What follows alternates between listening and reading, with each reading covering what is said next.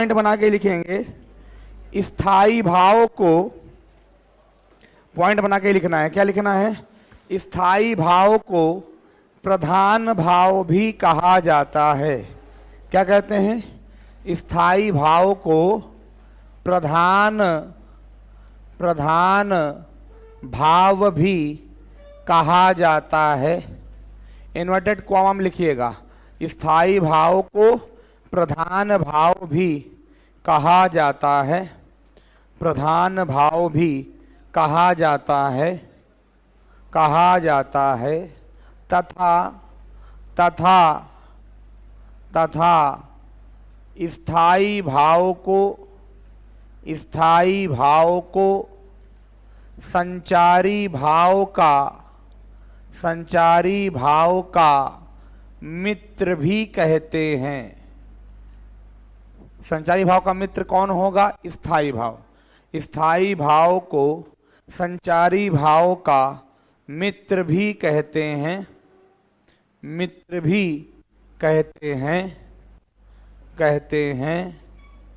Next point लिखिएगा। स्थाई भाव की परिपक्व अवस्था। कैसी अवस्था?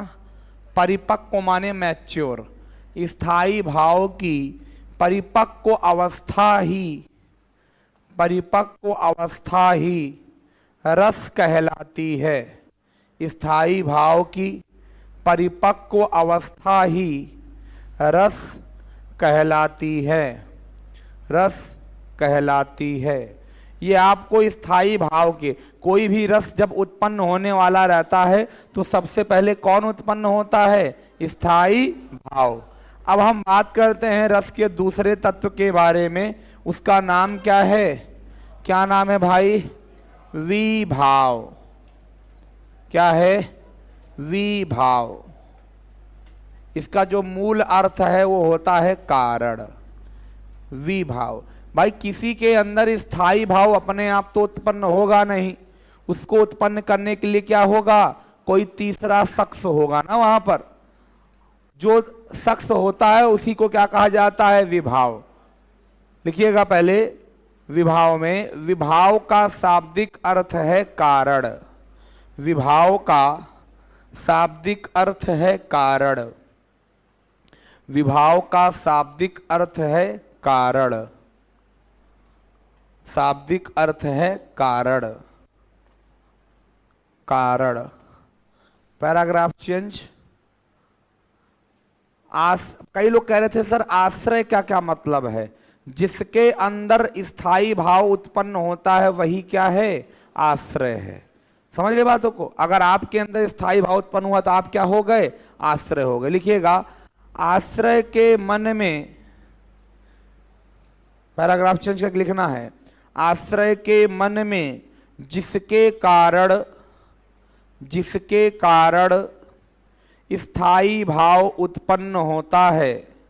आश्रय के मन में जिसके कारण स्थाई भाव उत्पन्न होता है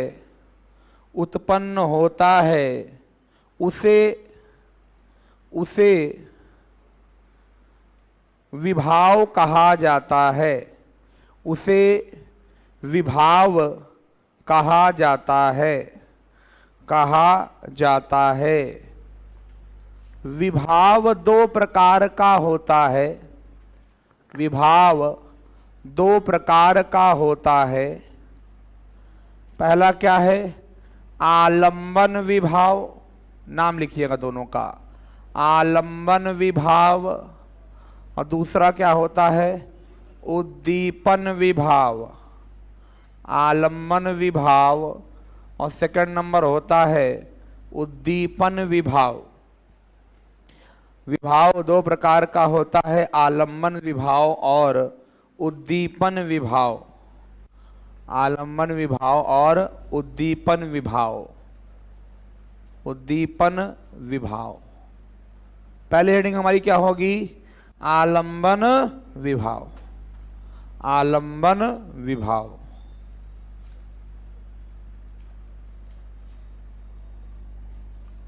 आश्रय के मन में आश्रय के मन में जिसके कारण, आश्रय के मन में जिसके कारण, जिसके कारण कारण स्थायी भाव, स्थायी भाव उत्पन्न होता है।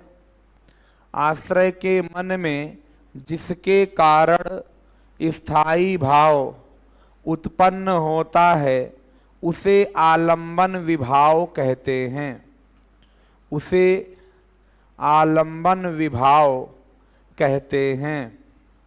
आलंबन विभाव कहते हैं, कहते हैं। यह भी दो प्रकार का होता है। यह भी दो प्रकार का होता है। छोटी सी हेडिंग में लिखे हैं हम लोग, दो प्रकार का होता है। पहला क्या है? आश्रय। अभी मैंने बताया आश्रय कौन होगा? जिसके अंदर स्थायी भाव उत्पन्न हो, ऐसे लिखेंगे जैसा मैं लिख रहा हूं। जिसके अंदर स्थायी भाव उत्पन्न हो वो क्या होगा? आपका आश्रय होगा। और विषय कौन होगा?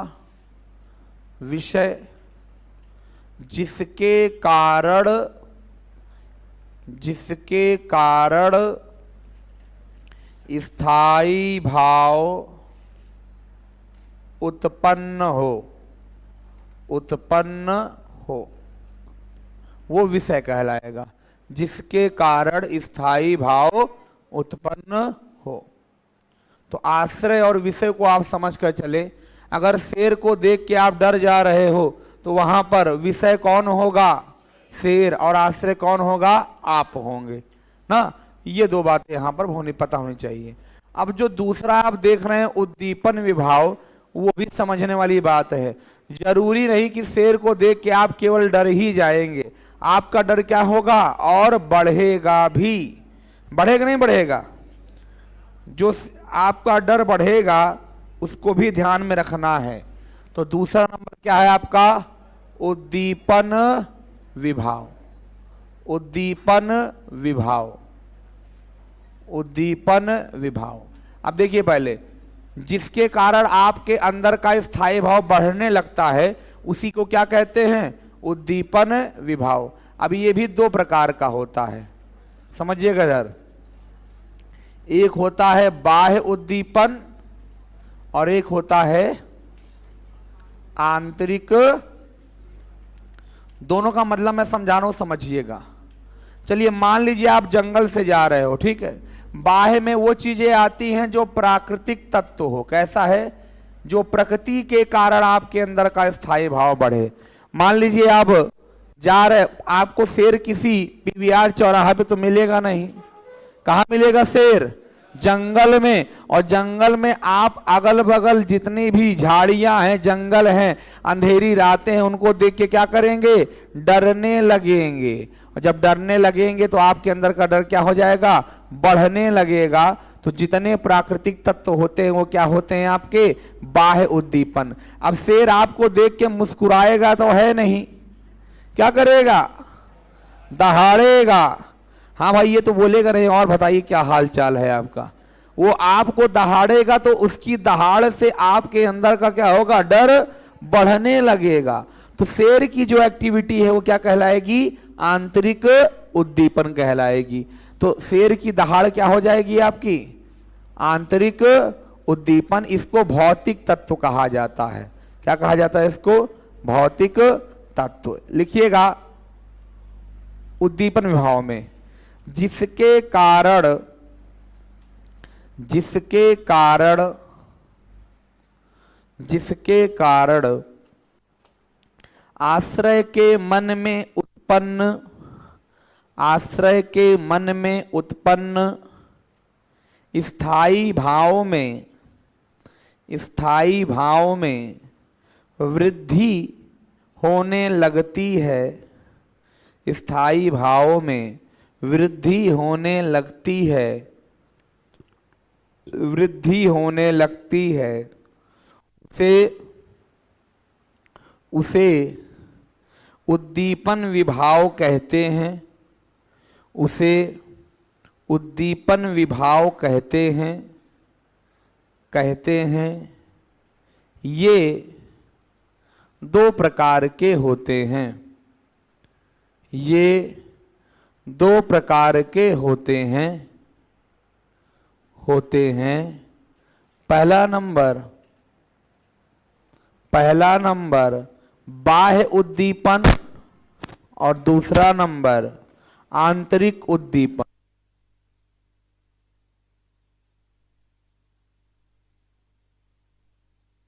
उद्दीपन और दूसरा नंबर क्या होगा? आंतरिक उद्दीपन, आंतरिक उद्दीपन, आंतरिक उद्दीपन। बाह्य का मतलब क्या हुआ? इसको हेडिंग डाल के लिखिएगा। बाह्य में क्या लिखेंगे? इसके अंतर्गत, इसके अंतर्गत प्राकृतिक तत्व आते हैं, इसके अंतर्गत प्राकृतिक तत्व आते हैं, आते हैं। जैसे जैसे घना जंगल, घना जंगल, अंधेरी रात आदि। घना जंगल, अंधेरी रात आदि, अंधेरी रात आदि। और दूसरा क्या है भाई आपका? आंतरिक उद्दीपन, आंतरिक उद्दीपन। इसमें क्या आएगा? इसके अंतर्गत